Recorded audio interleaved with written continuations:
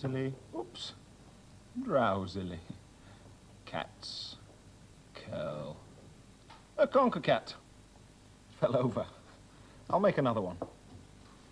Right, a conker for his head. Now, he needs a face drawing on him. Some whiskers. Oh. 2 eyes. Whiskers. Oh. And a mouth. Yep. Now, a body. A fat body, I think, for this cat. And stick it on with some plasticine. See if that's enough. There it is. Body and head.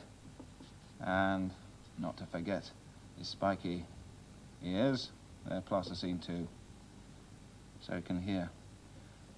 Maybe a mouse. And to finish him off, a stringy tail.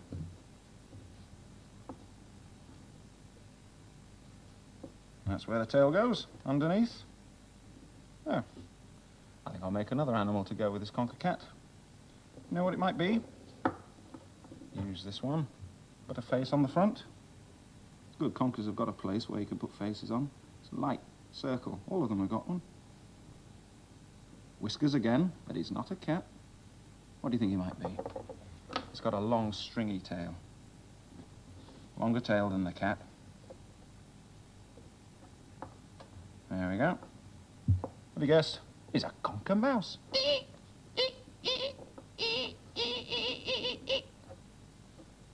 Meow. Meow. Pussycat, pussycat, where have you been? I've been to London to look at the Queen. Pussycat, pussycat, what did you there? I frightened a little mouse under the chair.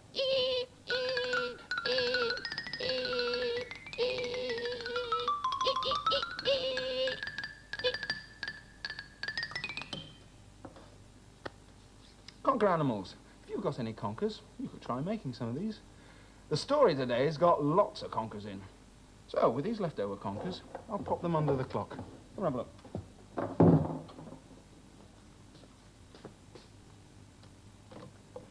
There. They can go right in the middle. Now, before Rosalind tells the story, have a look at the clock and see if you know what time it says today. Do you know? Well, the long hand's pointing straight up, so that means it's something o'clock, and the short hand is pointing to the number 8. So today the clock says 8 o'clock.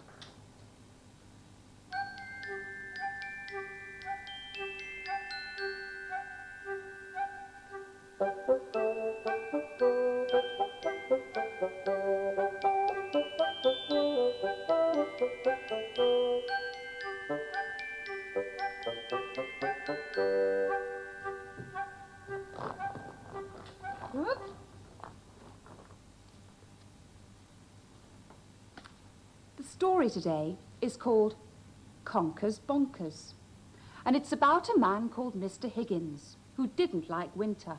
He didn't like spring. He didn't even like summer, but he loved autumn. Now, you might think Mr. Higgins liked autumn because of the golden autumn leaves, but that wasn't the reason. Mr. Higgins wasn't interested in leaves. You might think it's because he liked the big red apples hanging on the trees, but that wasn't the reason. Mr. Higgins wasn't interested in apples. So you're probably wondering why Mr. Higgins liked autumn so much. Well, there was only one answer. Conkers. Mr. Higgins was Conker's bonkers. Stark raving Conker's bonkers. There was an old horse chestnut tree in Mr. Higgins' garden, which he used to watch very carefully. When he saw the young conkers beginning to appear on the tree, he'd take his deck chair out onto the lawn and sit staring up at the tree all day long. Conker's bonkers, said his neighbours. Conker's bonkers, yelled the children over the garden wall. But Mr. Higgins didn't care. He'd got more important things on his mind. One day, Mr. Higgins was out in his garden staring up at the tree, when suddenly, bonk! "Ooh!" said Mr. Higgins. "What was that?" He looked around and saw a conker, the first conker of the autumn. He picked it up. It was still in its prickly green case, so he carefully put his thumbs in between the prickles and squeezed and pulled, and there, lying inside, pressed up against the creamy white walls of the case, was a big, round, brown conker. He took it out. It felt sticky and damp, very smooth. "Conkers are bonkers too," thought Mr. Higgins. "Hard, spiky and prickly on the outside, and round, damp and silky smooth on the inside. What a little beauty." And he put it in his pocket. Well, every day after that, more conkers fell from the tree. Plonk, bonk, plonk, bonk, plonk, bonk, plonk, bonk, bonk, bonk, bonk, bonk, bonk, bonk, bonk, bonk, bonk, bonk, bonk. Mr. Higgins had never had so many conkers before. He put them on the window sills, along the shelves, around the carpet, in the fridge, on the telly, everywhere. "Conkers bonkers," said his neighbours. "Conkers bonkers," yelled the children. But Mr. Higgins didn't care. He'd got more important things to think about. As the autumn days passed, fewer and fewer conkers fell from the tree. Plonk, bonk, plonk, bonk. Finally, there was only one conker left, right at the very tip-top of the tree, and there it stayed, swinging gently to and fro. That conker nearly drove Mr. Higgins bonkers. It was the biggest, roundest, fattest, brownest conker in the world. He tried everything to get it down. He tried shaking the tree with his bare hands. But that didn't bring it down. He tried jumping up and down and shouting at it. "Come down here, you great silly conker!" But that didn't bring it down. He tried whispering to it and coaxing it. "Now you listen to me, my little beauty. You come on down here and I'll take care of you." But that didn't bring it down. "Conkers bonkers," said his neighbours. "Conkers bonkers," yelled the children over the garden wall. "I don't care," said Mr. Higgins. "I just want that conker." And he kicked the tree in a temper. Plonk! The conker fell from the tree and landed right at Mr. Higgins' feet. He couldn't believe his eyes. He picked it up and danced around the garden. "Yippee! Yippee!" he shouted. "Conkers bonkers," said his neighbours.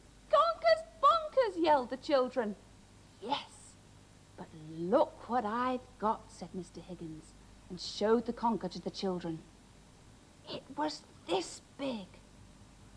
"Ooh, Mr. Higgins, you are lucky," said the children. "You wait here a minute," said Mr. Higgins, and he went into his house. When he came out, he was carrying bags and bags of conkers. "Here you are," he said. "You can have these," and gave them to the children. "Oh, thank you, Mr. Higgins," said the children. "But what about you?" "Me? Oh, I'm all right. I've got this, the last conker of the autumn."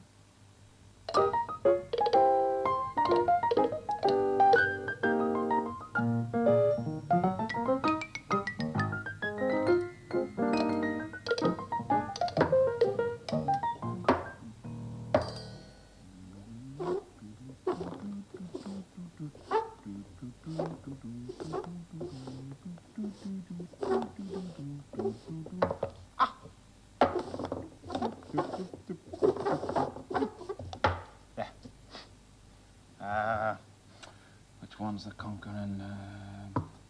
Nope, not there. Conkers bonkers. This is a game you could try. It might send you a bit conkers bonkers, though. All you need is one conker and 3 beakers, all the same.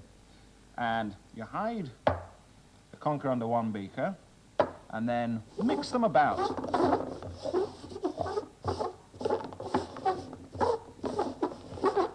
Like that. And then you have to guess which beaker that conquers under. Easy. Do you know which one it is? Did you think it was this one? Nope, it wasn't. What about this one? Did you think it was this? Here we go. Yep. Nope. This one, you think? Well, of course it is. There we go. Not a bad game to try and trick some of your friends as well. Ah, these leftover conkers can go with the others under the clock.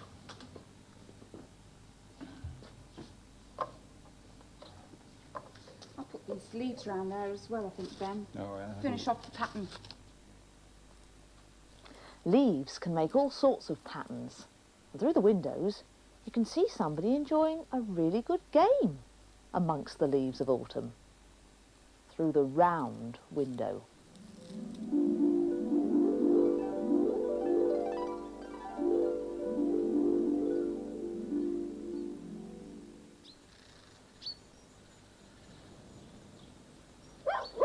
Two dogs.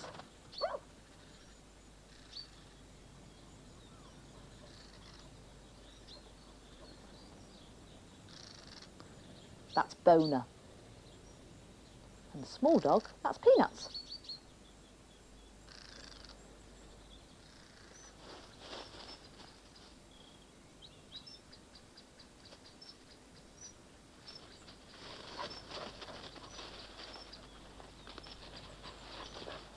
Playing in a great big pile of autumn leaves.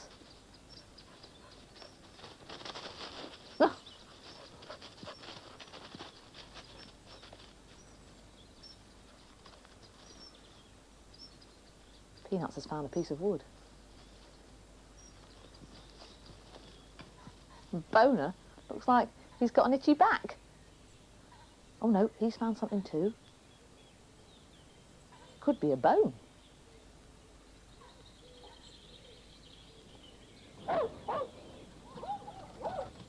Off they go again.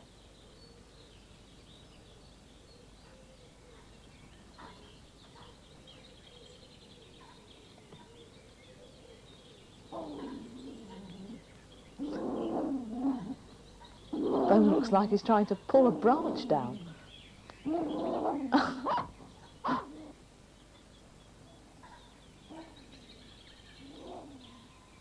Come on, says Peanuts. Yes, off they go.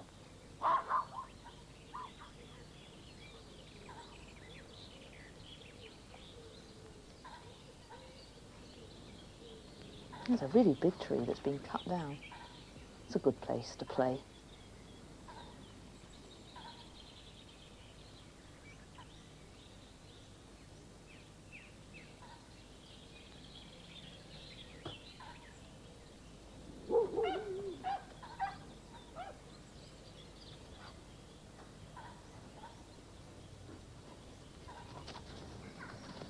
Where are they going now?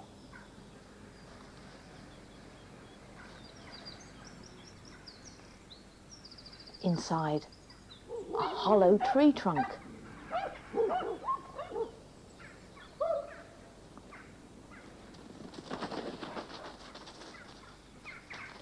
Oh, here's a horse. Lots of horses. That's a donkey.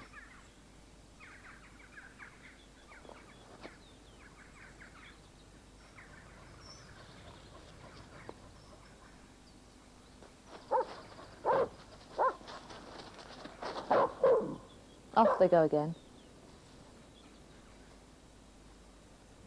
It's a really good place to explore. A wood in autumn.